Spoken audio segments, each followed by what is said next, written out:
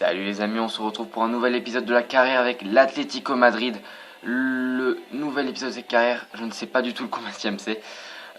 Et tout simplement, je tenais à vous souhaiter une très bonne année 2016. À vous mes abonnés, ainsi ceux qui découvrent la chaîne.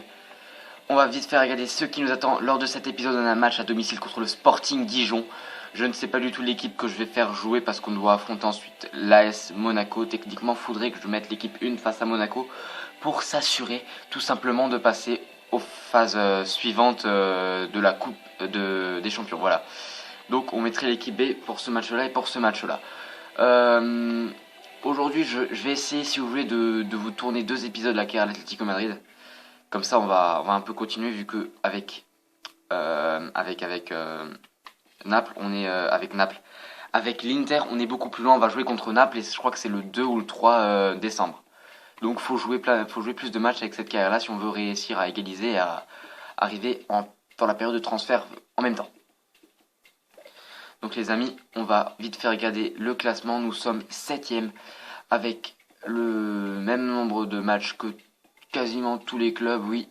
Il y a juste Celta Vigo qui a un match de plus et Real Sociedad qui a un match de plus aussi, mais on peut réussir à passer devant Séville et Malaga avec une différence de but, ça serait bien. Le match contre Betis doit être gagné. Donc les gars, c'est parti pour ce match. On va faire tourner un peu l'effectif, il n'y a pas de problème. Alors, alors là, il ressemble beaucoup trop à notre maillot, lui. On va lui faire jouer en jaune. Je sais que c'est un maillot un peu dégueulasse en jaune. Ouais, celui-là, ça va encore. On va faire jouer Vieto. Ah, faut vraiment faire tourner. Là, faut faire tourner une équipe parce que là, sinon, on sera vraiment dans la merde. Oh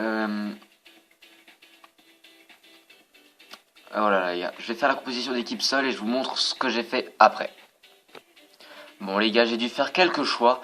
Donc, au goal, ça sera toujours Paul Nardi, le petit jeune de l'équipe B, qui pourrait bien sûr rejoindre l'équipe A si je vends au Black durant la période de transfert, mais je ne pense pas. Felipe Luis, Jiménez, Jedwave et Tete pour la défense. Ferreira, Carrasco, Saúl, Rabiot et Rafinha pour le milieu de terrain. Et Vieto avec Martinez pour l'attaque. C'est parti pour jouer contre le Sporting Dijon. On se retrouve donc pour le coup d'envoi de ce match à l'Estadio Vicente Calderón, l'Atlético qui va affronter le Sporting Dijon, un club qui vient de monter je crois de Liga d'Alente. On peut donc largement battre cette équipe, ils sont 12e je crois, mais on a quand même les capacités, même si on met l'équipe B, on peut largement les battre, c'est quasiment obligatoire la victoire en fin de match. Donc notre équipe est composée comme je vous l'ai dit de Nardi, Tete, Jedwave, Jiménez. Felipe Luis, Carrasco, Saúl, Rabiot, Rafinha, Vieto et Martinez, alors que je ne connais pas du tout les titulaires de l'équipe adverse. Je ne pense pas reconnaître de nom. Il y a Cular, Laura, Bernardo. Bernardo, peut-être que ça me dit quelque chose, mais je me trompe. Hernandez, Canela, Mascara, Gaetan, Mendez, Perez, Alilovic, et je n'ai pas vu le nom du buteur qu'on va voir très vite. Jackson Martinez qui a été aligné, mais qui ne retrouvera pas son coéquipier Griezmann, avec qui il forme une attaque très très productive en Ligue des Champions. J'ai regardé leurs notes, c'est juste impressionnant. 9-6 pour Martinez et 9-30 pour Griezmann, mais Griezmann est blessé aussi. Ça, c'est un aléa de la saison aussi, ça. Rafinha, ça joue mal du côté du Sporting Dijon. Il nous laisse beaucoup d'opportunités. La frappe de Vieto qui va passer au-dessus des cages parce qu'elle était contrée. Rabiot qui va centrer pour trouver la tête de Ferreira, Carrasco. J'aurais une question à vous poser. On a 2 joueurs avec lesquels j'hésite souvent de mettre dans l'équipe A et B. Entre Rafinha et la frappe contrée. Entre Rafinha et Ntep. Qui préférez-vous pour mettre dans l'équipe A? Lequel je devrais titulariser dans l'équipe A? Vous répondez simplement dans les commentaires. Je verrai ensuite, en fonction de ce que vous pensez, lequel je mettrai. Je pense d'ailleurs, moi-même j'aimerais bien mettre Ntep vu qu'il est vraiment hyper balèze dans cette carrière. Là j'ai mis Rafinha parce qu'Ntep était un peu fatigué et Rafinha qui ne fera pas le travail. Mais Rafinha serait aussi côté droit et avec Ntep côté droit. Les deux sont côté droit. Quand je les titularise, voilà. Rabiot, Rabiot qui passe, Rabiot qui a la vitesse, Rabiot qui passe très bien. Il s'amuse un peu Rabiot, il tente la passe, on refait la passe et là c'est dans le but. Et oui, c'est le but. 14e minute. Et enfin le but pour l'Atlético de Madrid, 1-0. Le but de Vieto. J'ai voulu sécuriser avec un but pas en PES, mais bon, pas loin du tout. C'était vraiment un but où on a vu une vraie belle action collective avec Rabiot qui commence, il donne beaucoup de vitesse à son jeu. Il fait à Martinez qui voit très bien Vieto qui la met au fond. Le gardien qui est complètement battu sur cette action, il est pris à contre-pied, puis au final, il était bien placé, j'ai l'impression, mais que c'est le défenseur qui l'a contré. Ouh. Finalement, on a eu de la chance, quoi. Luciano Vieto, c'est son deuxième but en Liga BBVA cette saison. Lui qui est d'habitude avec Correa.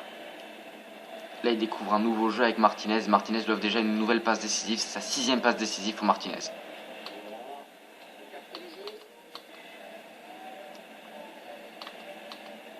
Et comme j'ai dit aujourd'hui, je vais tenter de faire plusieurs épisodes. J'adorerais en faire 3 sur l'Atlético. Et puis la semaine prochaine, on va reprendre avec l'Inter, peut-être. Ou on refait encore avec l'Atlético, je verrai sur ce que j'ai envie de faire. Parce que franchement, cette chaîne, je fais vraiment ce que j'ai envie de faire. Si j'ai envie de faire avec l'Atlético, je fais avec l'Atlético, avec l'Inter, je fais avec l'Inter. Et de faire une nouvelle carrière, je vais sûrement en faire une très vite. Après, ça dépend à laquelle je commence en première. Ou j'arrive à atteindre assez vite le niveau 15 et je fais d'abord la sélectionneur. Ou je lance d'abord celle avec Dortmund. Ouh, bien joué. D'ailleurs, si je peux parler des objectifs en 2016 pour cette chaîne, ça serait déjà d'atteindre les 1000 vues en tout. Et surtout aussi d'avoir une vingtaine d'abonnés. Ça serait franchement génial d'avoir 20 abonnés d'ici la fin d'année. Mais c'est possible.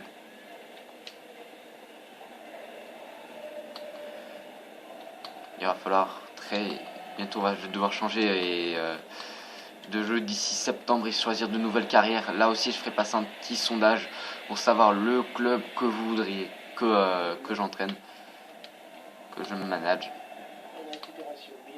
Ouh, là, il y a du talent, là, il y a du talent. On la dégage. D'ailleurs, pourquoi pas faire un club de Ligue 1 ou de Ligue 2? Faire une carrière qui serait peut-être beaucoup plus longue. On prend un petit club de Ligue 2 et on en fait un des plus grands clubs européens. On gagne la Ligue des Champions avec Metz. Voilà.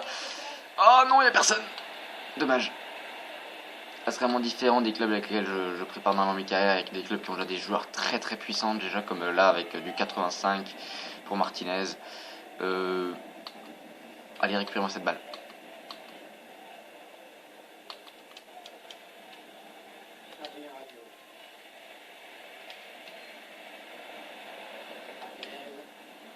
Ah, dommage. Donc, mercato hivernal, je vais commencer déjà à faire des petites recherches aussi de mon côté. Vous pouvez toujours donner des commentaires. Ouh, la transversale, quel loupé! Monumental le loupé. Ah, franchement, dommage. Vous pouvez aussi donner encore des avis, des idées dans les commentaires. D'ailleurs, j'ai reçu déjà un très beau commentaire qui me dit pourquoi pas prendre Varane et Depay. Ça pourrait vraiment être intéressant, c'est vrai. Varane et Depay et ensuite vendre Gabi, pourquoi pas, pour laisser Depay prendre sa place. On verra ça très vite, mais surtout Varane qui est vraiment un joueur que j'adorerais acheter et qui est surtout un joueur que je vais acheter sûrement. Ou au moins bien m'intéresser à Varane, la frappe. C'est un corner pour l'Atlético Madrid, alors qu'il ne reste bientôt plus de temps dans cette période. La tête, oh c'est contré, la frappe, oh c'est contré. Beaucoup de tirs dans cette mi-temps, mais dans cette période, mais pas beaucoup de buts finalement. On est qu'à 1-0. Rafinha qui sent, il n'y a personne. Oh mais qu'est-ce qu'il a fait Martinez, il a hésité. La grosse citation de Martinez qui nous empêche tout simplement de rentrer avec un avantage plus grand. Donc 2 tirs et un but pour Luciano Vieto, qui est pour l'instant l'homme de ce match, vu qu'il a marqué le seul but. Qu'est-ce qu'il y a comme autre bon match? Le Real qui perd à domicile contre Las Palmas. C'est honteux. 2-2 Villarreal, Séville. J'aime pas le droit de me foutre de la gueule de Séville, quoi. Villarreal, ils sont hyper forts. Le FC Barcelone qui fait de 2 contre Étafé, c'est bon, ça c'est bon, les grands clubs qui sont Pour l'instant en train de se faire bousculer. Voilà, c'est moi que je cherchais bousculer. Mais je ne sais pas, j'ai pas vu Malaga. J'ai loupé Malaga. Mais j'espère passer, rentrer dans le top 6 de cette Liga avant la fin du mois. Et c'est un corner, c'est un nouveau corner. Pour l'équipe, on va la faire avec Ferran Carrasco. Je vois la tête de Savic. Non, c'est pas Savic. C'est pas Savic, je l'ai pas titularisé Savic. La tête de Saul. La tête de Jedwag. Jedwag. Bien, regardez ça les gars. Tout ça fait magnifique, regardez, petit filet opposé. Le gardien qui est battu. Et tout simplement ça rentre sans qu'aucun défenseur n'arrive à faire quelque chose.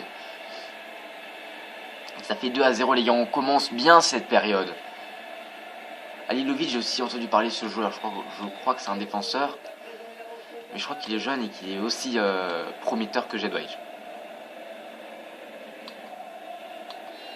Et pour l'instant en défenseur prometteur on a ce qu'il faut, on a du Hernandez, on a du Savic. Savic est encore assez jeune les gars. Bon, on a aussi des vieux de la vieille qui ont encore un bon général comme Miranda prêté à l'Inter de Milan. Et comme... oula, comment il s'appelle? Oula, le blanc. Je sais plus comment il s'appelle. Godin, voilà. Godin qui est aussi pas mal du tout.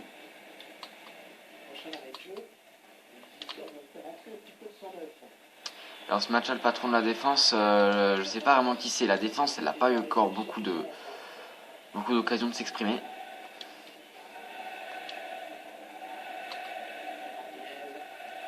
Martinez. Oh, Martinez qui tente. Et non, ça sera récupéré. Non, Lilovic, j'ai plutôt l'impression que c'est un attaquant gauche ou droit. Oui, c'est Olivier qui a la balle. Et la frappe. Et ce n'est pas cadré. Paul Nardi qui est resté sur ses appuis et qui a dérangé l'attaquant dans son attaque.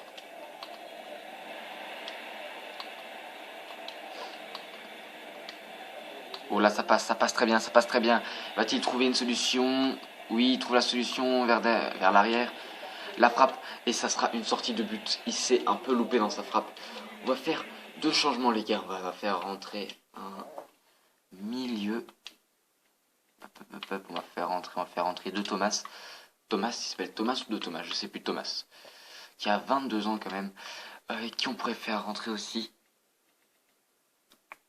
Correa, on va encore attendre. Jedwaj, il est encore pas mal. Et lui, il peut jouer défenseur gauche. Ah, dommage qu'il ne peut pas faire droit. Ça aurait été stylé aussi.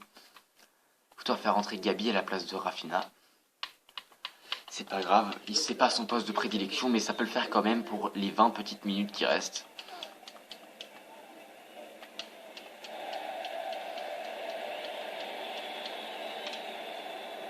Allez, Gabi.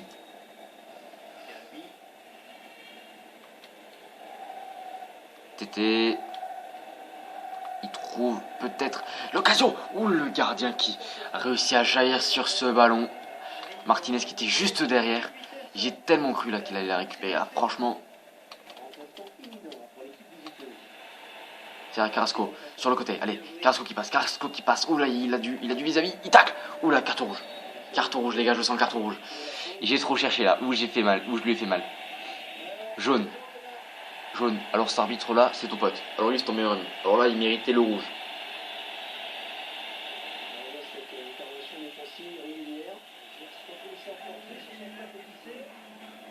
Mais je l'ai fauché. Oh, c'était méchant. Allez, il va dégager cette balle. On va l'avoir du côté de Martinez maintenant.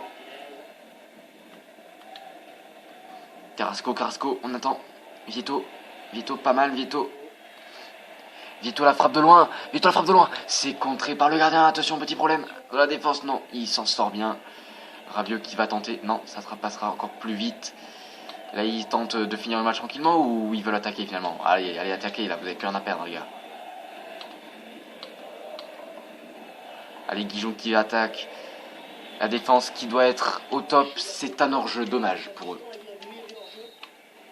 Ah, ils n'ont pas beaucoup de chance dans ce match. Pour une fois qu'ils passent un peu facilement, il y a un hors-jeu. Carrasco, Gabi qui passe. Gabi, la frappe de loin, c'est contré, je m'en doute un peu. Très bonne occasion, la frappe, et c'est 3-0, 3-0. Le but, je ne sais pas, c'est Vieto ou c'est Carrasco. C'est Vieto, je crois. Oui, la tête. Oui, c'est Vieto. Donc, ça fait 3-0. Que dire de ce but? Il passe sa main tranquille dans le corps de l'autre gars, c'est un peu bizarre. Mais bon. Que dire de ce but? On voit Gabi qui frappe, et je me doutais qu'elle allait être contrée, et elle revient pile sur Vieto, avec l'aide du contre du deuxième défenseur, et il va simplement la placer au fond des filets. Tout simplement, le gardien qui est encore une fois battu. Ce n'est pas le match du Sporting Dijon, malheureusement. Cela fait 3-0 au terme d'une seconde période bien plus engagée par l'Atlético que par Dijon.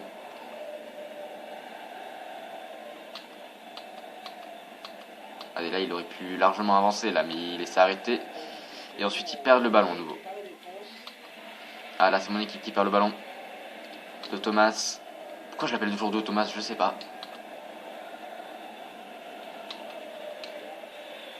Ouh, il y a une faute. Est-ce qu'il va nous donner le ballon pour avoir le coup franc? Non.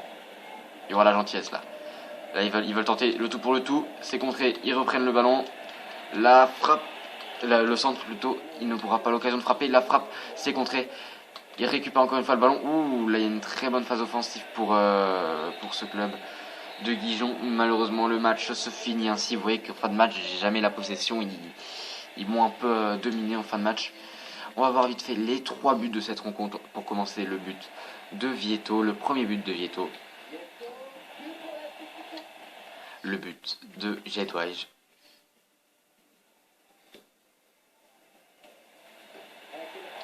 Et le doublé de Vieto en fin de match. 2 contre pour des joueurs de Dijon, et ça finit dans les pieds de Vieto quand même. Hein. On voit que l'équipe a pas eu de chance là. Donc 11 tirs à 5, 7 tirs cadrés à un seul, 45% de possession à 55, vous avez vu comment je me suis fait dominer en fin de match.